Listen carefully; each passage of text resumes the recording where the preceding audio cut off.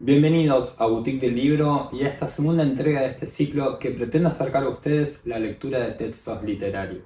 Agradecemos enormemente a todos aquellos que nos enviaron sus mensajes respecto del primer capítulo sobre Haroldo Conti y por supuesto les comentamos que eso nos invita a seguir trabajando para proponerles de aquí en adelante otras lecturas y esperamos que las disfruten de igual manera.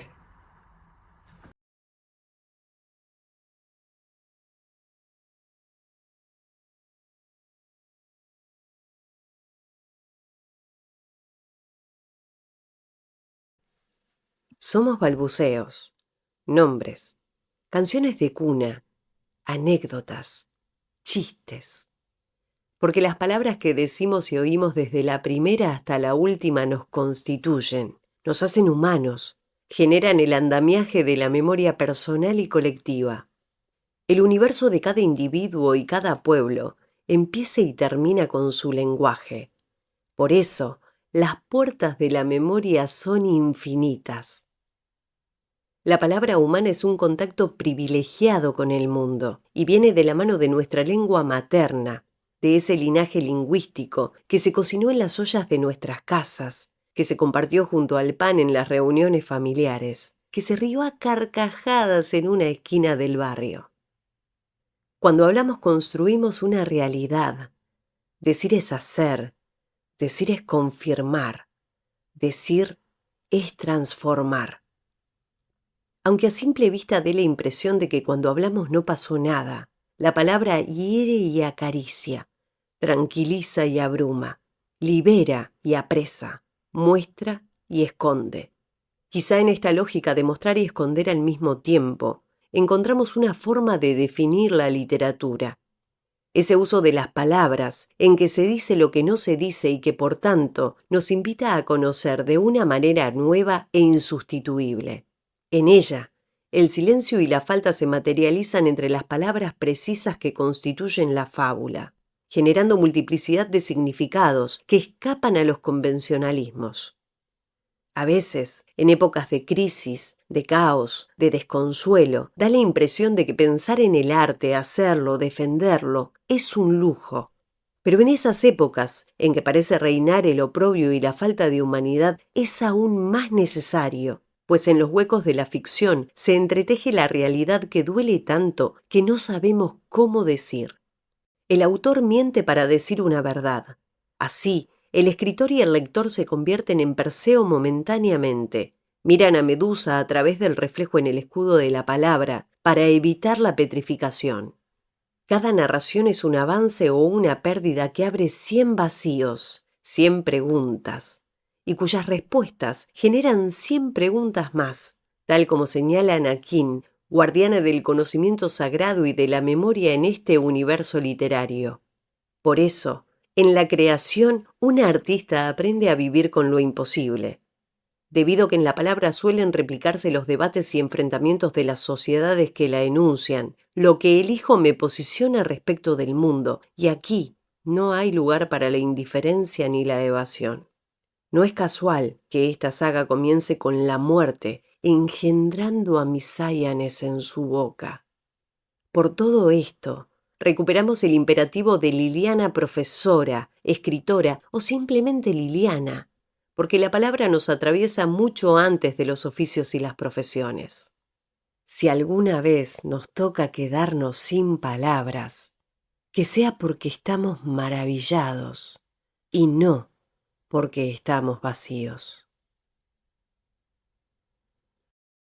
Yo llegué por dos cosas. Llegué por amor y llegué también por enfado. Digo, por amor, porque leí apasionadamente a Tolkien. Si yo no hubiese leído El Señor de los Anillos, pongo las manos al fuego, no hubiese escrito tampoco la saga de los confines. Me apasioné con el relato épico, me apasioné con el espacio y con la construcción ficcional, con la utopía y con la ucronía, que presupone un relato épico y fantástico, y lo leí, lo releí, pero también me enojé con lo ideológico de la propuesta de Tolkien. Pero un buen enojo, porque en todo caso me llegó a escribir. Me enojé con su cosmovisión, me enojé con estas homologaciones que él hace de las virtudes morales e intelectuales con unas determinadas características raciales. Me enojé porque el bien estaba en el norte y el mal en el sur, y los malos se parecían mucho a nosotros. Entonces dije, ay, qué bien, qué bueno sería que alguien escriba un relato épico y fantástico desde otra visión, desde otra posición ideológica. Y bueno, desde esta mezcla de amor y rabia surgió en realidad el trabajo primero de bibliográfico, de rastreo bibliográfico y de pretender conocer, al menos en parte, lo que fue la historia de las culturas originarias de América y la consecuente, digamos, conquista y desaparición y exterminio. Y bueno, y a partir de eso entonces y de ese montaje realista, si vos querés, bueno, empezar a trabajar con una cosmovisión fantástica.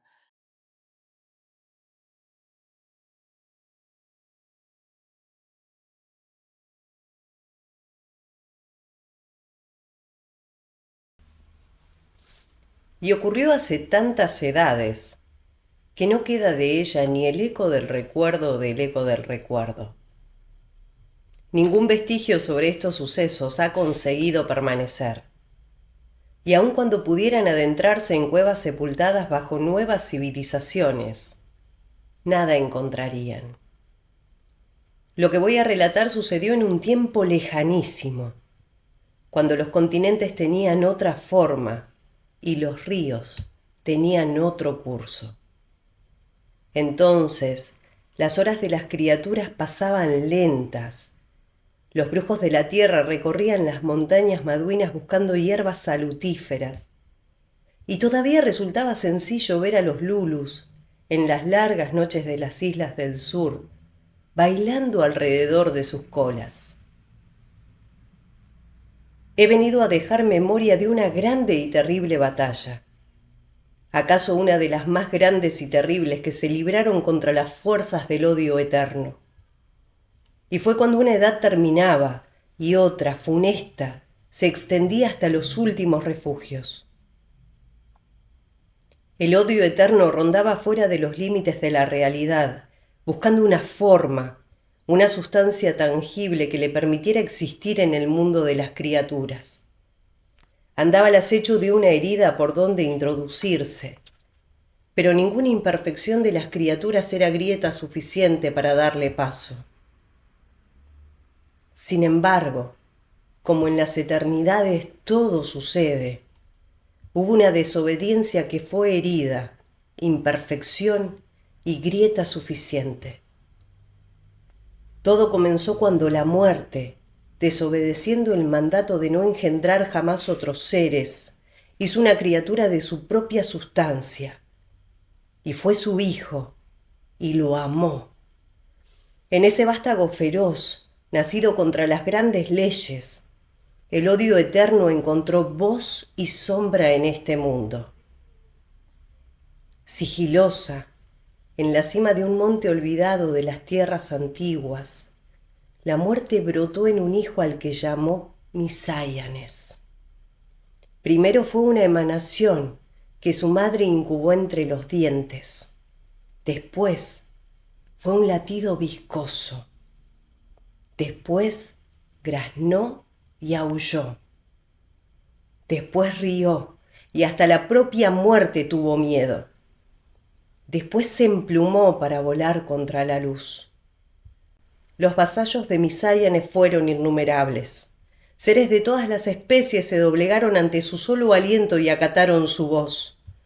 Pero también seres de todas las especies lo combatieron. Así, la guerra se arrastró hasta cada bosque, cada río y cada aldea. Cuando las fuerzas de Misáyanes atravesaron el mar que las separaba de las tierras fértiles, la magia y las criaturas se unieron para enfrentarlas. Estos son los hechos que ahora narraré en lenguas humanas detalladamente.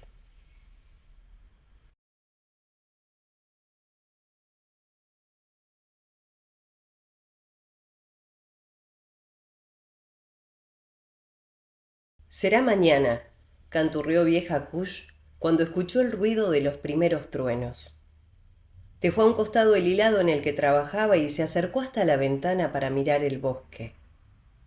No sentía ninguna inquietud porque en su casa todo estaba debidamente dispuesto. Días atrás, su hijo y sus nietos varones habían terminado de recubrir el techo con brea de pino. La casa tenía su provisión de harinas dulces y amargas y su montaña de calabazas.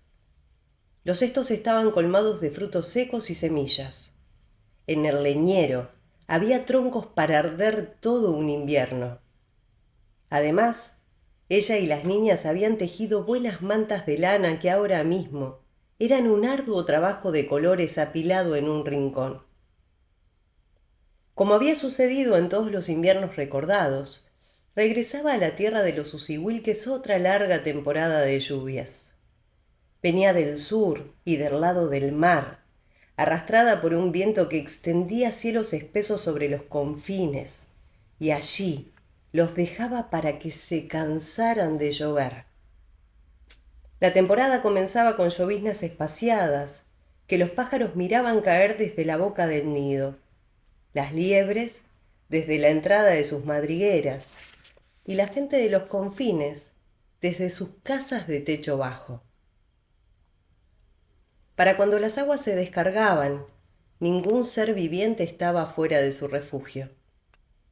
La guarida del puma, las raposeras, los nidos de los árboles y los de la cima de las montañas, las cuevas subterráneas, las rendijas del cubil, las gusaneras, las casas de los Usihuilques.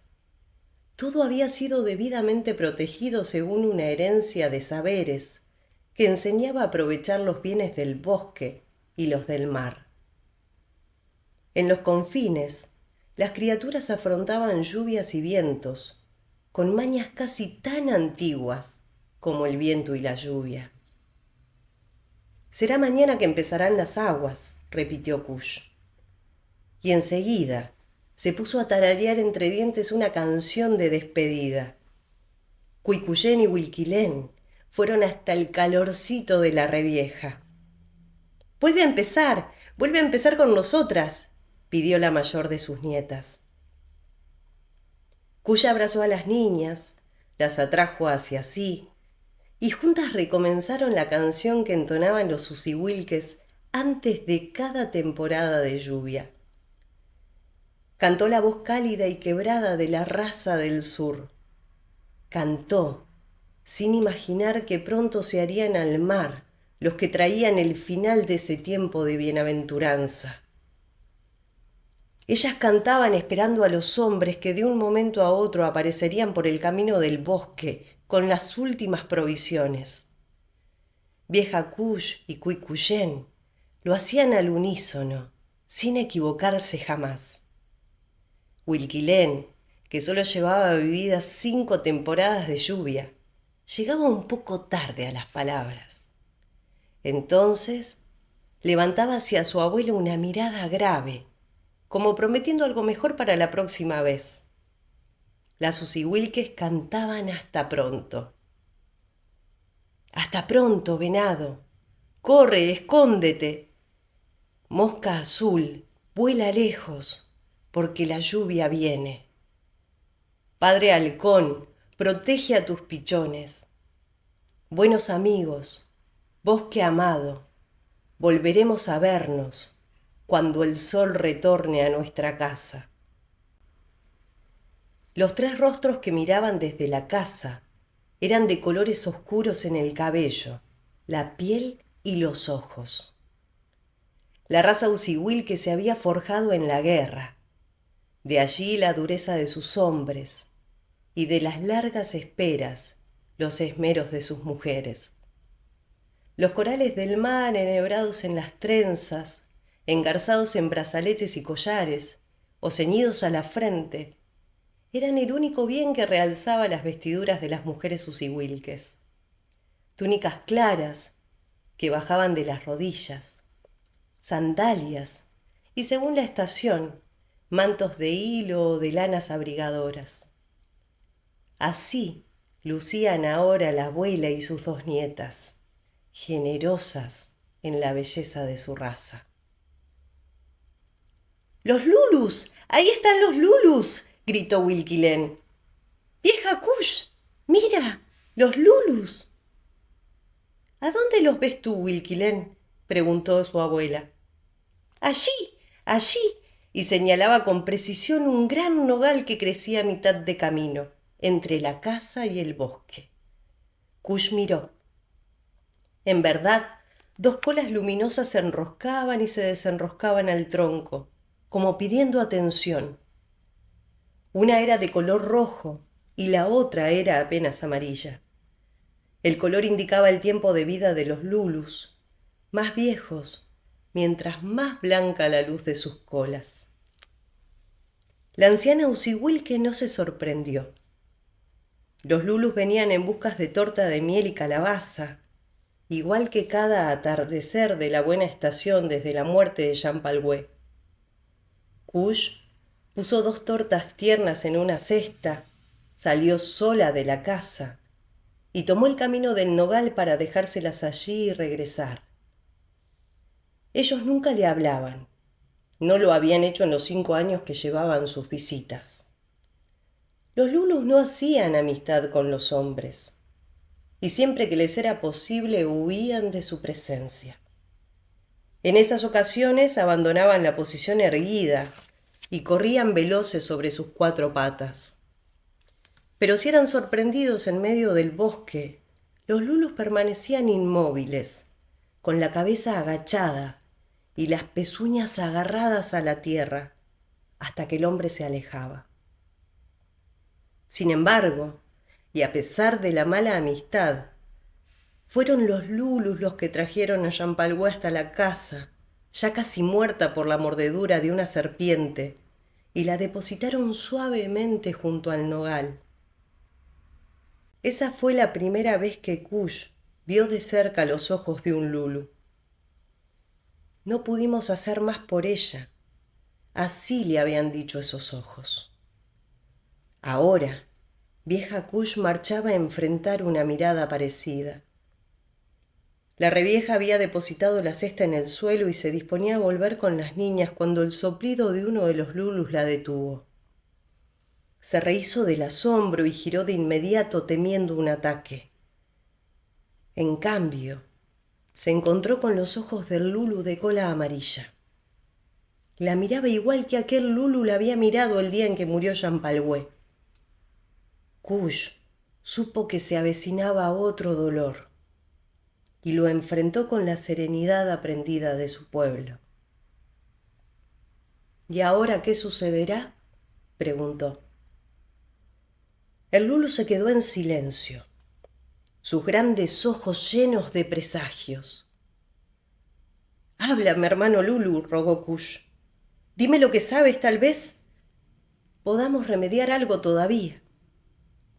Pero el Lulu giró hacia el bosque y se alejó de allí en 4 patas.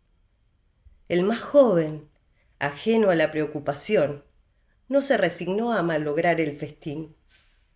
Sacó las tortas de la cesta y recién entonces corrió tras su compañero.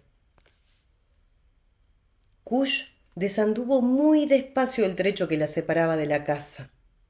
Mientras regresaba, le pasó por el alma ensombrecida todo enterito aquel día lejano en que murió Champalhué y nació Wilkilén. Champalhué se había desposado con Dulcalcellín poco después de la fiesta del sol. Venía de Huilú Huilú, una aldea cercana a las montañas maduinas. Tenía el corazón más dulce de cuantos corazones latieron en los confines. Cuando canta se ven crecer los zapallos, le gustaba decir a la gente que la conocía. Después hubo años buenos. Dulcalcellín salió a cazar con los hombres de la aldea. Participó en todas las rondas territoriales y regresó de 2 batallas entre linajes. Kush y Champalhué se repartieron las labores y los niños nacieron. 5 hijos tuvieron Champalhué y Dulcalcellín, que fueron 5 risas para vieja Kush. Primero nacieron 2 varones, Tungur y Kume. Muy pronto nació Cuicuyén. Luego Piuquemán, el tercer varón. Y en el medio de un verano nació Huilquilén.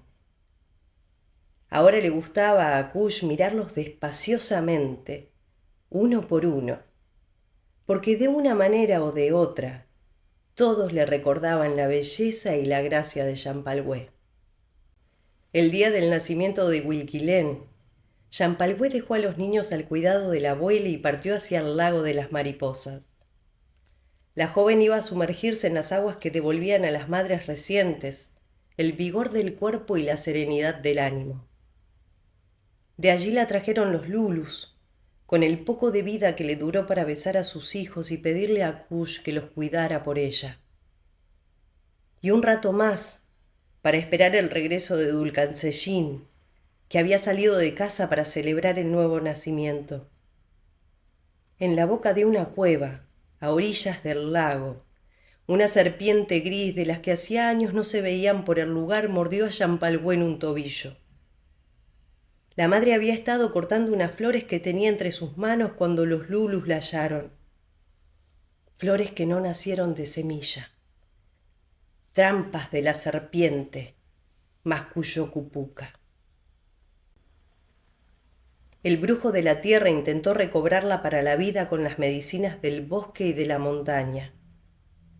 Pero ni los remedios de Cupuca, ni la juventud de Champalhué, ni siquiera el ruego de un hombre que nunca antes había rogado, nada consiguió salvarla. Murió ese mismo día, mientras atardecía en los confines. Fue por eso que Kush había pedido a los lulus que vinieran por un obsequio cada atardecer en que fuera posible andar a la intemperie por esas tierras. Así, nosotros vamos a agradecerles y ustedes van a recordarla, les dijo la anciana. Los lulus partieron. Cupuca partió. Dulcancellín disparó sus flechas a las estrellas y al amparo de Kush, los niños siguieron creciendo. La anciana oyó risas lejanas. Cuicuyén y Huilquilén estaban riéndose de ella, que de tanto recordar se había quedado absurdamente inmóvil, un paso antes de la puerta y con un brazo extendido. Ya está bien, hay que seguir trabajando. Kush entró a la casa fingiendo un enojo que nadie le creyó. Vieja Kush, ¿qué pasó con los lulus?, preguntó Cuicuyén. Herencia de su madre, la facultad de ver profundo. ¿Qué podría haber pasado? Contestando así, Kush quería convencerse a sí misma. Nada. Nada. Huilquilén habló a su manera. ¿De que te cantaron la canción linda, abuela Kush? ¿De los lulus? Que yo también sé cantar. Trataba de soplar como ellos y daba saltos cortitos sobre un pie y sobre otro. La pequeña Huilquilén había heredado de su madre el don de la alegría. Antes de que la abuela pudiera dar la orden de regresar al hilado, llegaron hasta la casa voces familiares. Dulcancellín y sus hijos varones regresaban del bosque. Traían algo más de leña, hierbas aromáticas para quemar en las largas noches de contar historias, y una liebre, la última de la temporada, que comerían apenas Kush la cocinara. Los hombres no fueron directamente a la casa. Antes guardaron la leña nueva junto con la restante, cuidando de separarla por tamaño. Enseguida se dirigieron hasta una construcción de pared baja y circular levantada con piedras de las Maduinas. Aquel era el lugar donde lavar sus cuerpos y frotar un aceite liviano sobre los rasguños que traían del bosque. El primero en entrar fue Dulcancellín. Detrás de él lo hicieron sus 3 hijos. Afuera la noche se cerró. Los grandes árboles hincaron sus raíces en la tierra. El viento llegó arrastrando una bandada de cuervos y se metió en lo oscuro. Sobre un cuero extendido humeaba la liebre cocida en agua sazonada. liebre con hierbas de sazón, pan de maíz y hojas de repollo eran la comida de aquel día para la familia del guerrero. A la luz del fuego, los 7 rostros parecían de sueño. Los usihuilques comieron en silencio, y sólo después de que todos hubieran terminado, Dulcancellín habló. Hoy, en el bosque, oímos el tambor de Cupuca llamando a alguno de sus hermanos, y también oímos la respuesta que le enviaron. No pude entender lo que decían, pero los tambores de los brujos sonaban muy extraños. El nombre de Cupuca siempre interesaba a los mayores y silenciaba a los más pequeños. ¿De dónde venía el sonido?, preguntó Cuya a su hijo. El tambor de Cupuca venía desde el volcán. El otro se oía más débil, tal vez venía de las islas de los Lulus, terminó Kush. ¿También ustedes lo oyeron? La pregunta de Dulcancellín se quedó sin respuesta porque vieja Kush había regresado a la mirada del Lulu de cola amarilla. —Kush —llamó su hijo—, te estoy preguntando si también aquí lo oyeron. La anciana salió de sus sombras y pidió disculpas. Sin embargo, no quiso contarle a Dulcancellín el incidente de esa tarde. No oímos nada, dijo, y enseguida agregó. Me gusta adivinar cosas. Mañana veremos a Cupuca en el Valle de los Antepasados. Hablaré con él. Con estas palabras, Dulcancellín dio por terminada la conversación. Cada año, justo antes de que empezaran las lluvias, los usihuilques se reunían en el Valle de los Antepasados para despedirse de los vivos y de los muertos. Era fiesta de comer, bailar y cantar, pero sobre todo de intercambiar aquello que tenían en exceso por aquello que les faltaba para resistir la mala temporada. Día de compensar abundancias con escaseces, de modo que todos tuvieran lo imprescindible. En poco tiempo los separarían la tierra empantanada, los vientos y el frío. No era época de caza, de siembra o de guerra, y la comunicación entre ellos quedaría reducida a las necesidades más severas.